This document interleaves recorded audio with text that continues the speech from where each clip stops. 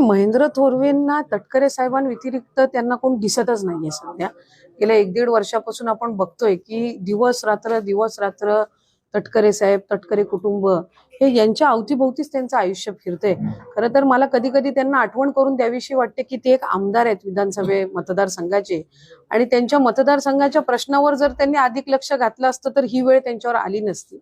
त्याच्यामुळे आपल्या मतदारसंघातल्या प्रश्नांमध्ये जसे आम्ही जास्ती वेळ आमच्या मंत्रिमंडळातली जी जबाबदारी आहे, विधानसभा मतदारसंघ आहे, इथं जसं आम्ही लोकांच्या प्रश्नांमध्ये जास्ती आमचं पूर्ण वेळ आम्ही व्यतीत करत असतो, ते महेंद्रजींनी जर केलं तर त्यांच्या बाबतची ही जी सगळी नकारात्मक बाबी ज्या ऐकायला मिळत आहेत मला वाटतं कमी होतील.